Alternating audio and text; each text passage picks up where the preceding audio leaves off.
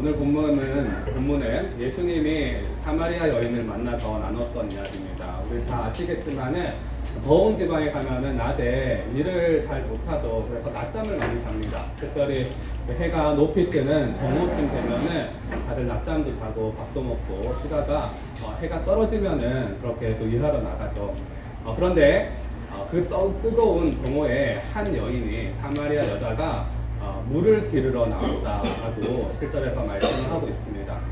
그때 그 우물가에 예수님이 계셨던 것 같아요. 그래서 예수님이 아마도 길을 가시다가 또 뜨거운 햇볕 때문에 지쳐서 쉬시다가 이 여자를 만나고 이렇게 부탁을 합니다. 그 물 좀 떠서 나한테 좀 달라고 그렇게 부탁을 했어요. 그러니까 여자가 하는 말이 오늘 말씀의 본문이었습니다. 우리 같이 한번 9절 말씀 다시 한번 읽어보도록 하겠습니다. 시작. 사마리아 여자가 예수께 말하였다. 선생님은 유대 사람인데 어떻게 사마리아 여자인 나에게 물을 달라고 하십니까? 유대 사람은 사마리아 사람과 상종하지 않기 때문이다. 네, 뭐라고 하냐면은 여자가 놀라면서 이렇게 얘기하는 거예요. 어떻게 저한테 물을 달라고 하십니까? 왜 놀라는 이유가 있습니다. 왜냐면은 9절 가로에 보시면 이렇게 돼 있죠. 유대인은 사마리아 사람과 상종하지 않는다 라고 적혀 있습니다. 역사적인 배경이 있는데요. 유대인들은 사실 자기들이 하나님이 선택한 선민이다, 백성이다, 그런 우월 의식이 있었습니다. 대신에 이방인들은 조금 아닌 사람들, 그래서 유대인들은 거룩하고 이방인들은 좀 불결하다 그런 식의 사고가 있었습니다. 그런데 이 사마리아 사람들이 어떤 사람들인가 하면은 과거에 아수르라는 큰 나라가 이 지방을 정복을 했습니다.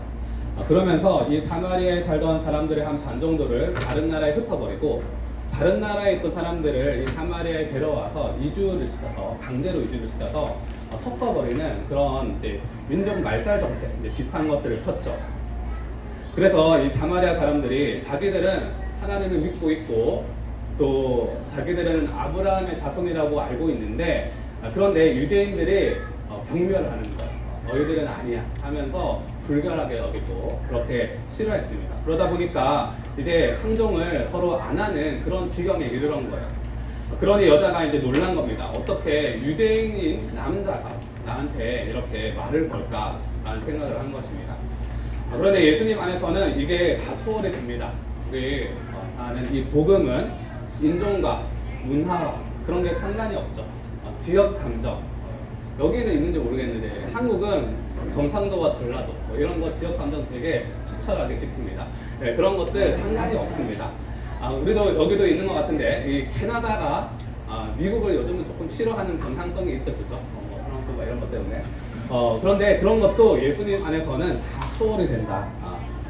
저도 사실 이제 캐나다 와서 보니까 특정 인종이나 또 다른 이제 문화권의 사람들과 교류하는 게 영어 때문에 장벽이 있지만은 또 마음속에 편견이 하나둘 쌓여가는 것들을 느낄 때가 있어요.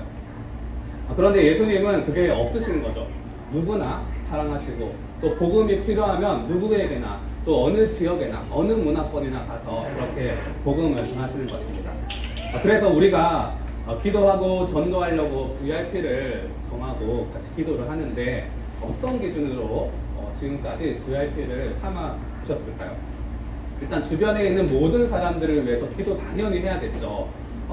가족과 주변의 동료들과 친구들 다 기도해야 되는데 좀 집중 더 해가지고 우리 목장에서 같이 기도하는 VIP 정할 때 어떻게 정해야 될까? 예수님이라면 과연 어떻게 정하실까요? 오늘 본문 말씀이 4장인데요. 한 장 앞으로 가면은 3장에 예수님이 니고데모라는 사람과 만나게 됩니다.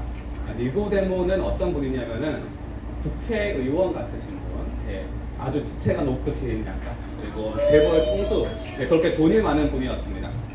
예수님은 그런 니고데모, 사회적으로 계층이 높은 사람에게도 복음을 전했습니다. 그런데 그 사람의 경우는 자기가 제발로 예수님께 찾아온 경우였어요. 그런데 오늘 본문 말씀은 예수님이 직접 자기가 걸어가서 복음을 전하려고 사마리아 여인에게 찾아가신 것입니다. 우연처럼 보이지만 예수님이 이 여인을 알고 있기 때문에 찾아가시는 거예요.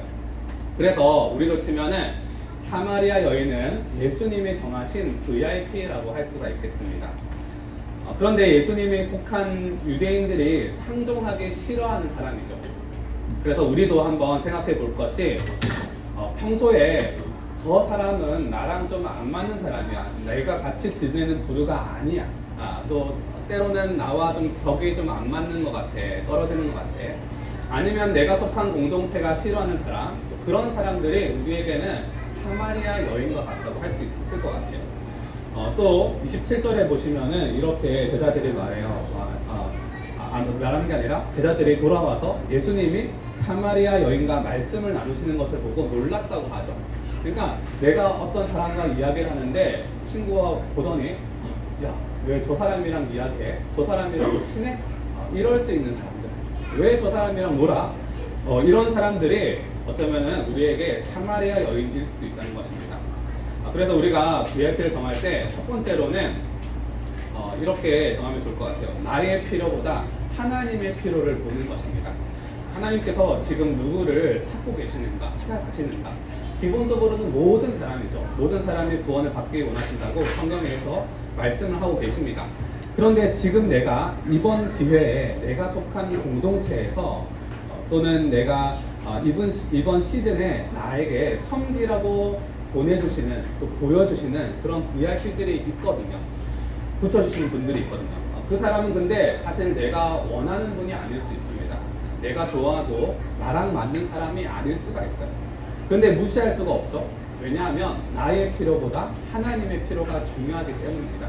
하나님이 그 사람을 찾아가시는데 그래서 그 사람을 붙여주셨는데 내가 무시할 수가 없는 것입니다. 그리고 두 번째로는 우리는 VIP를 정할 때 내 필요보다 상대방의 필요, 그 사람의 필요를, 상대방의 필요를 더 봐야 됩니다. 그래서 내가 교회에 데리고 오고 싶은 사람, 우리 교회에 도움이 될 것 같은 사람, 또 데려오면은 우리 마라나타 공동체가 환영해 줄 수 있을 것 같은, 좋아해 줄 것 같은 사람, 그런 사람이 아니라 그 사람이 예수님을 필요로 하고 있다면, 그 사람이 예수님을 향해서 목마름이 있다면은 그걸 보고 우리가 VIP로 삼아야 되는 거죠.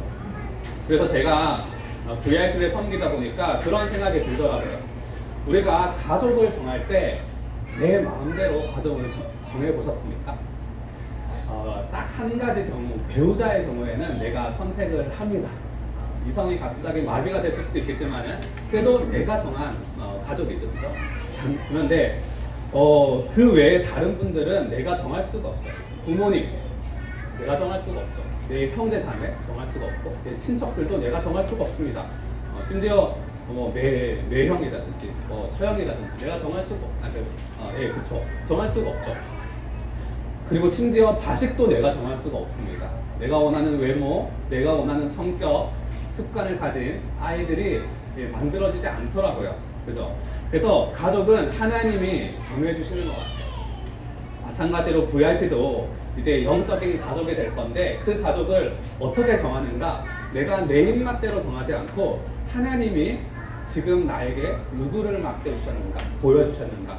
누가 예수님을 필요로 하고 있는가? 그것을 보고 섬기고 다가가서 또 기도하면 좋을 것 같습니다. 그러자 예수님께서 이렇게 말씀하십니다. 10절 말씀도 본문이니까 같이 한번 읽어보겠습니다. 시작. 예수께서 그 여자에게 대답하셨다. 내가 하나님의 선물을 알고 또 너에게 물을 달라는 사람이 누구인지를 알았더라면 도리어 내가 그에게 청하였을 것이고 그는 너에게 생수를 주었을 것이다. 아멘. 예수님이 뭐라고 하시는 걸까요? 쉽게 말하면 너 내가 누군지 아니? 이러는 겁니다. 만약에 내가 누군지 알았으면 너 오히려 나한테 물을 달라고 했을 거야. 이렇게 말씀하시는 거죠. 그러면서 예수님이 내가 누군지 한번 알아봐 라고 말씀하시는 거예요. 그러니까 여자가 11절에서 이렇게 말합니다. 선생님 두레박도 없으신데 어떻게 저한테 물을 떠다 주시겠습니까? 제가 어떻게 저한테 물을 줘요? 당신 누굽니까? 라고 하는 거죠. 그러니까 예수님이 이렇게 말씀하세요. 13절에서 중요한 말씀이니까 같이 또 읽겠습니다. 시작. 예수께서 말씀하셨다. 이 물을 마시는 사람은 다시 목마를 것이다. 그러나 내가 주는 물을 마시는 사람은 영원히 목마르지 아니할 것이다. 내가 주는 물은 그 사람 속에서 영생에 이르게 하는 샘물이 될 것이다. 아멘. 네, 그래서 예수님이 말하는 물은 우물물이 아니죠. 다른 어떤 특별한 물을 주신다고 말씀하십니다. 그 물이 뭘까? 그래서 예수님이 누군가 하면은 이 영생의 생물을 주시는 분이죠. 예수님은 자기가 영생하는 우리의 생명을 영원히 유지시킬 수 있는 그런 특별한 마법 같은 이게 가짜면은 시대의 약장사인데 그런 물을 주신다고 말씀하고 계세요.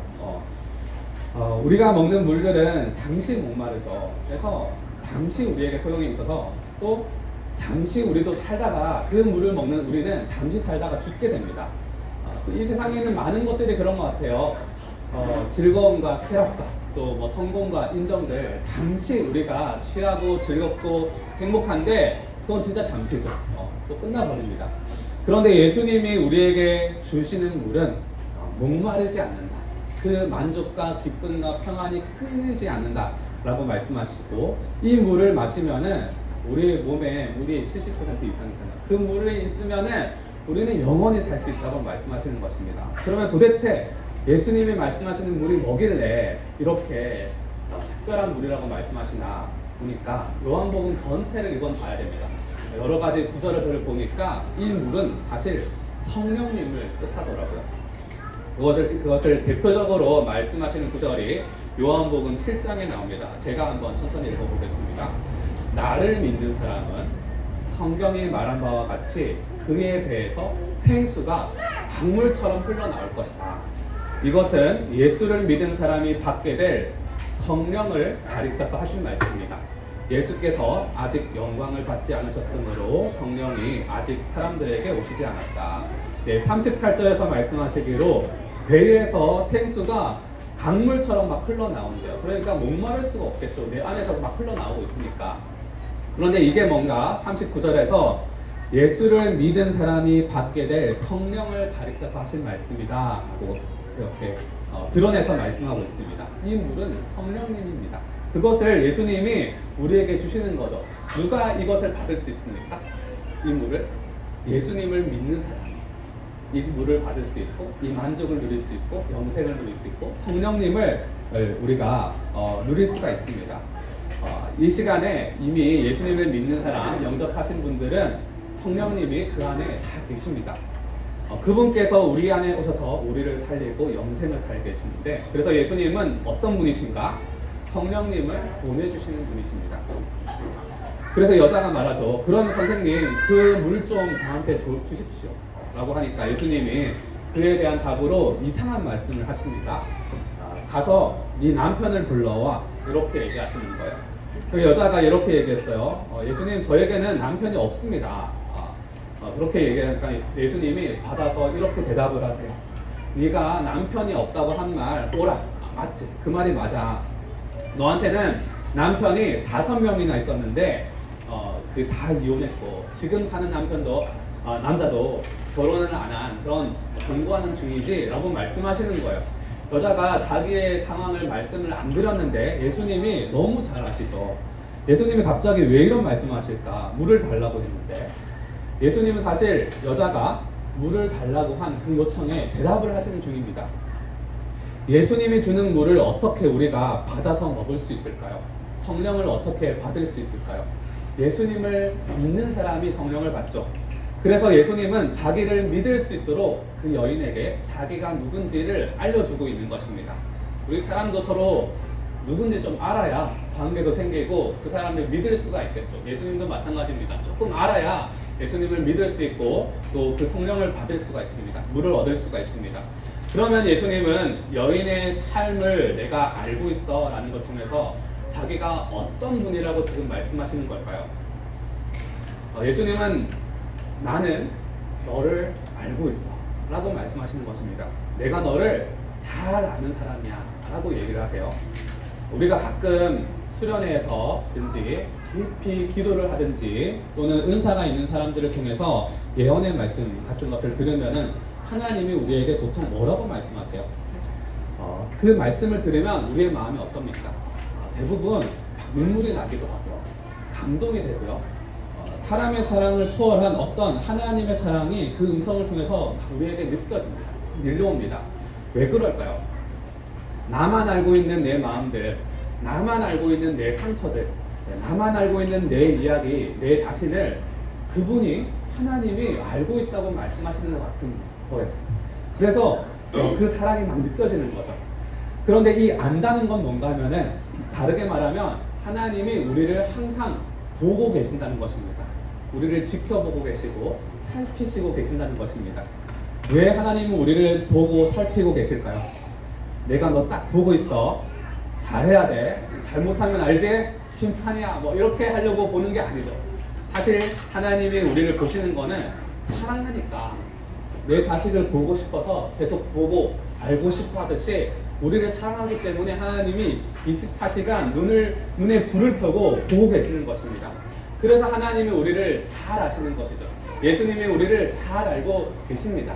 우리가 그분을 알기 전부터 예수님은 우리를 너무 잘 알고 계십니다. 그래서 하나님이 우리를 아신다는 것은 우리를 사랑하시는 것이다. 그래서 많은 경우에 하나님을 경험했던 간증을 들으면 하나님이 이런 말씀들을 많이 하시더래요. 참 고생했다. 많이 힘들었지. 많이 외로웠지. 괜찮아. 내가 너와 함께 할게. 이런 말씀들을 많이 하세요. 그 말은 그 말씀을 통해서 내가 너를 보고 있어, 지키고 있어, 사랑하고 있어 라는 것들을 하나님이 표현하고 싶으신 거죠. 예수님이 그 여인을 아는 것도 마찬가지입니다. 여인은 예수님을 처음 보니까 왜 나한테 말을 거세요? 왜 외간 남자가 나한테 말씀을 하세요? 이렇게 얘기했지만은 예수님은 나는 너를 이미 알고 있어. 나는 너를 사랑해서 계속 보고 있었어. 지켜보고 있었어. 라고 말씀을 하시는 것입니다. 하나님께서도 우리를 통해서 우리에게 그렇게 말씀하시는 줄로 믿습니다. 내가 회환이를 알고 있어. 내가 보고 있었어. 내가 지키고 있고 항상 내가 너에게 눈에 불을 켜고 보고 있어. 왜? 내가 너를 사랑하니까 하고 말씀하시고 우리랑 항상 함께 하시는 줄로 믿습니다. 그러신 분이 바로 우리 예수님이십니다. 이런 대화가 오가니까 이 여인은 예수님이 이분이 평범한 그냥 범인은 아닌가 보다 라는 생각을 하게 되었어요. 그래서 19절에서 이렇게 말합니다. 여자가 말했다. 선생님, 내가 보니까 선생님은 예언자이십니다. 네, 특별하신 분이시군요 라고 얘기를 했어요. 그러면서 퍼뜩 이런 것을 묻습니다. 20절에서 우리 조상은 이 산에서 예배를 드렸는데 선생님네 사람들은 예배 드려야 할 곳이 예루살렘에 있다고 합니다 라고 말을 하고 있어요. 이게 질문을 하는 것입니다. 무슨 질문이냐면은 예배를 어떻게 드려야 됩니까? 라고 물어보는 거예요. 이 여자는 자기를 알고 있고 자기를 사랑하시는 그 하나님이 어떤 분인지 더 알고 싶었던 것입니다. 그래서 하나님에 대해서 묻는 거예요. 하나님께 예배를 잘 드리려면 어떻게 해야 됩니까? 더 나아가서 하나님을 알고 그분과 교제를 하려면, 만나려면 내가 어떻게 해야겠습니까? 라고 지금 물어보는 것입니다. 그러자 예수님이 이렇게 대답을 하세요. 24절에서 같이 한번 읽겠습니다. 시작. 하나님은 영이시다. 그러므로 하나님께 예배를 드리는 사람은 영과 진리로 예배를 드려야 한다. 아멘. 처음으로 말씀하시는 게 하나님은 영이야 라고 말씀하세요. 내가 하나님을 참 잘 알고 있는데 그분은 영이셔.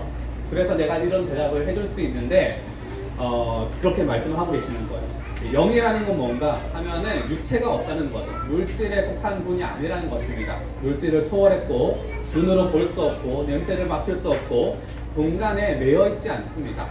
그래서 여기서 예배를 드리던 저기서 예배를 드리던 우리의 삶에서 예배를 드리던 중요한 게 아니다. 영이시기 때문에 더 중요한 게 있는데 뭐라고 하시죠? 영과 진리로 예배를 드려야 된다 라고 말씀을 하십니다. 여러분, 영과 진리가 뭘까요? 해석을 여러 가지로 할 수 있는데요. 첫 번째로 가장 대표적인 게 전 인격을 다해서 예배를 드리는 것입니다. 여기서 말하는 영은 우리의 영을 말합니다. 나의 영, 지정의, 인격 모든 것을 다해서 예배를 드리는 것. 그래서 우리가 이 시간 몸이 이곳에 있다고 해서 예배를 드리는 게 아니죠. 우리의 마음이 주님께 드려질 때 그것이 진짜 예배가 되는 것입니다. 그리고 진리도 말씀 안에서 라고도 번역을 할 수도 있고요. 또는 옛날 번역은 진정으로 내 진심으로 예배를 드린다 라고도 번역을 했었습니다. 그래서 총체적으로는 말씀 안에서 진심을 다해서 예배를 드려라. 몸이 중요한, 어디 있는 게 중요한 게 아니다. 이런 말씀일 수도 있고요. 두 번째 해석은 이런 것입니다. 요한복음에서 자주 나오는 해석 방법인데 영과 진리라고 할 때 이 영과 진리 사이에 과라는 말이 있죠. 그게 and 그리고라는 뜻이잖아요. 이거를 헬라어로 보면은 카이라고 하는 단어입니다. 영, 카이, 진리 이렇게 되어 있어요. 근데 이 카이는 해석이 두 가지로 할 수 있습니다. 첫 번째로는 and 그리고라고 할 수도 있고요. 두 번째로는 곧, 즉 이런 말이에요. 그래서 앞에 있는 영과 진리가 같다라는 말을 하고 있는 거예요. 영, 곧, 진리로 예배를 드려라. 이게 무슨 말일까요? 풀어서 얘기하면 진리의 영으로 예배를 드려라 라는 것입니다. 진리의 영이 무엇입니까? 성령님이시죠. 하나님의 영, 진리의 영, 성령님으로 예배를 드려라. 그런데 여기서 영과 진리로라고 할 때 이 로는 헬라어로 또 영어로 쳤을 때 in에 해당되는 것입니다. 한국말로는 안에. 그래서 풀어서 또 말하면은 진리의 영 안에서, 성령 안에서 예배를 드려라 라고 예수님이 말씀하시는 것입니다. 지난주 말씀에도 똑같은 내용이 나왔어요. 여러분 기뻐하십시오. 어디서 기뻐할 수 있습니까? 주 안에서 기뻐할 수 있다고 그렇게 또 말씀이 적혀 있었습니다. 주님을 통해서, 주님을 가지고 주님을 아니까 기뻐하는 것이 아니라 주님 안에 있을 때 우리는 기뻐할 수 있다. 그분과 연합할 때 우리가 기뻐할 수 있다. 그렇게 지난주에 설교를 나눴었습니다. 그런데 오늘도 하시는 말씀이 예배를 어떻게 드리는 것인가, 우리가 예배를 어떻게 하면 잘 드릴 수 있고 하나님과 만나는 예배를 드릴 수 있는가? 진리의 영 안에서, 주 안에서 우리가 예배를 잘 드릴 수 있다, 하나님을 만날 수 있다는 것입니다. 그래서 예배는 하나님이 저기 위에 천국에 저 멀리 떨어져 계시는데 그곳을, 높은 곳을 향해서 예배를 드리는 것이 아닙니다. 성령님께서 이미 우리와 함께 계시고 우리에게 임재하고 계시는데 그 안에서 주님을 만나고 교제하면서 예배를 드리는 것이 예수님께서 말하시는 영과 진리로 드리는 예배인 것입니다. 그래서 우리는 예배를 드릴 때 누구를 의식해야 될까요? 성령님, 우리와 함께 하시는, 우리 가운데 임재하시는 성령님을 느끼면서 경험하면서 예배를 드려야 합니다. 그러면 궁금증이 들겠죠. 성령님의 임재를 우리가 어떻게 경험합니까? 성령님이 살아계신 것을 우리가 어떻게 경험할 수 있습니까? 세 가지가 있습니다. 첫 번째로는 예수님을 믿어야 합니다. 그렇죠? 앞에서 이야기했던 것처럼 예수님을 믿는 사람들에게 성령을 주신다고 말씀하셨기 때문에. 두 번째로는 필요한 게 회개하는 것입니다. 우리가 성령님은 거룩한 영이시기 때문에 죄에서 떠나면 떠날수록 우리는 성령님을 더 경험할 수 있고요, 성령님의 임재를 체험할 수 있고요, 그리고 그 충만함을 누릴 수가 있습니다. 그리고 회개한 뒤에 세 번째로는 무엇을 해야 되느냐? 성령님을 구하는 것입니다. 사모하는 것입니다. 그래서 우리 누가복음 말씀에 구하라 그래야하면 주실 것이요, 찾으라 그래야하면 찾을 것이요, 문을 두드리라 그래야하면 열릴 것이다. 이 말씀 잘 아시죠? 이 말씀이 사실 그 주제가 뭔가 하면은 성령님을 구하라는 것입니다. 가장 좋은 것, 성령님을 구하고 찾고 두드려라. 그러면 하나님께서 주시겠다라고 말씀하십니다. 그러면 우리가 하나님께 어떻게 예배를 잘 드릴 수 있을까요? 우리가 어떻게 하나님을 만나고 관계를 쌓을 수 있을까요? 일단 예수님을 믿고 그 다음에 회개를 하면서 성령님을 초청하고 간구하는 것입니다. 그러면서 성령 안에서 기도하고 성령 안에서 찬양하고 성령 안에서 예배할 때 우리는 하나님을 더 깊이 만날 수가 있습니다. 그래서 토요 아침 기도회 때 주일 예배를 위한 기도에 꼭 넣는 기도 제목이 성령님의 임재를 구하는 기도가 있습니다. 그래서 꼭 그 기도를 하고요. 저도 또 그 예배 초반에 합심 기도할 때 예배를 위해서 기도하잖아요. 그때도 항상 제가 기도하는 것이 성령님 이곳 가운데 임재해 주시고 우리 가운데 역사해 달라고, 말씀해 달라고 기도를 하고 있습니다. 우리도 그때 같이 다 기도했으면 좋겠습니다. 그리고 또 함께 적용하면서 나누면 좋을 것 같은 것이 예배 시작하기 전에 우리 같이 환영하고 축복하고 이렇게 교제하는 시간들을 가지잖아요. 그러고 나서 오늘 보니까 한 2분 정도 전에 같이 또 자리를 정리하는 모습으로 또 나가는 것을 봤습니다. 그때 자리를, 예배 시간이 가까웠을 때 자리를 정리하면서 해야 될 게 있는 것 같아요. 무엇인가 하면은 기도하는 것입니다. 성령님 이 예배 시간 가운데 함께 해주세요. 그리고 내가 가지고 있던 죄들을 회개하시면서 그렇게 성령님을 구하는 것입니다. 그리고 나뿐 아니라 나와 함께 하시는 분들을 위해서, 공동체를 위해서 기도할 때 우리가 좀 더 성령으로 충만한 주 안에서 예배를 드릴 수 있지 않을까 싶습니다. 그래서 예수님은 어떤 분인가 보니까 하나님의 마음을 참 잘하는 분이십니다. 하나님을 잘 아는 분이십니다. 예배에 대해서도 가르쳐 주실 수 있는 분이죠. 그런데 예수님은 하나님을 어떻게 하는가 보니까 본인이 하나님이시니까 잘 아시겠죠. 그런데 이 여인은 예수님의 말씀이 진짜인지 하나님이 진짜 그런 분인지를 확신이 안 가는 거예요. 그래서 25절에서 이렇게 이야기하고 있습니다. 같이 한번 읽겠습니다. 시작. 여자가 예수께 말했다. 나는 그리스도라고 하는 메시아가 오실 것을 압니다. 그가 오시면 우리에게 모든 것을 알려주실 것입니다. 아멘. 네, 이때 예수님이 자기가 누군지 확실하게 알려주십니다. 누구라고 말씀하시죠? 나는 그리스도야. 그리고 메시아야. 이 세상 모든 문제, 죄와 사망의 문제가 이 모든 세상의 가장 깊은 문제인데 그 모든 것들뿐 아니라 우리의 상처와 절망과 우울과 우리의 관계 문제들 그 모든 것들을 해결할 수 있는 메시아야 라고 드러내서 말씀하고 계십니다. 그래서 26절에서 그렇게 말씀하셨죠. 예수께서 말씀하셨다. 너에게 말하고 있는 내가 그다 라고 자기를 드러내서 말씀하셨습니다. 그래서 정리하면 예수님은 누구신가?